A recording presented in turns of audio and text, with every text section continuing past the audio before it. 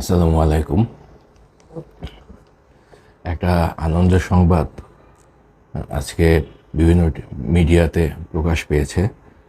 বিভিন্ন পত্রিকা মারফত জানতে পারছি যে বাংলাদেশের সরকার বাণিজ্যিক আদালতের খসড়া অনুমোদন করেছে। এইটা আনন্দের সংবাদ এই জন্য, বাংলাদেশে অনেক দিন ধরে অনেকগুলো আদালত চলতেছে, মানে দেওয়ানি আদালত, ফৌজদারি আদালত, অর্থঋণ আদালত। এখানে দীর্ঘসূত্রিতার একটা ব্যাপার আছে। একটা মামলা দায়ের করা হলে বছরের পর বছর, কখনো কখনো যুগের পর যুগ সেই মামলাটা চলে বাংলাদেশে। আদালতের গতি কচ্ছপের চাইতেও স্লো। এইভাবে মামলা বাংলাদেশে পরিচালিত হয়। তো বাণিজ্যিক ক্ষেত্রেও এই ব্যাপারটা ভিন্ন না, সবসময় মোটামুটি একইভাবে হয়ে আসছে বাংলাদেশে।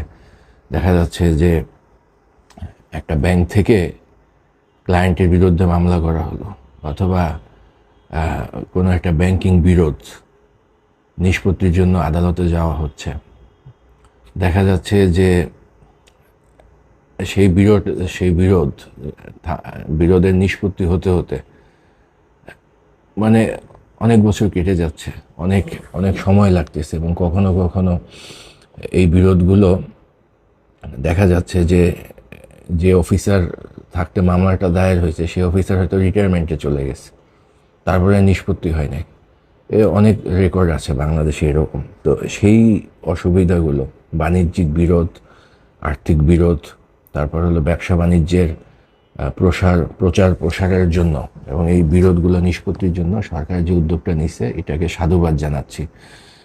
তো সেখানে বলা হয়েছে যে প্রত্যেকটা জেলাতে বাণিজ্যিক আদালত বানানো হবে, এবং প্রতিটা জেলাতে এখন ব্যাংকিং যে ডিসপিউট, আর্থিক প্রতিষ্ঠানের ডিসপিউট, বিভিন্ন ফ্রড ফরজারির ডিসপিউট, ট্রেডমার্ক, এরপর হলো বা দেখা যাচ্ছে যে বিভিন্ন ধরনের যে আর্থিক যে লেনদেনগুলো হয়, যেমন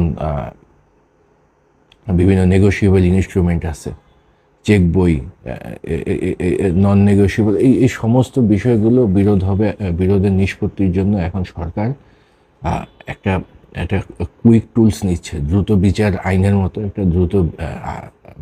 একটা পদ্ধতি চালু করতে যাচ্ছে। এটা সাধুবাদ জানানোর মতো।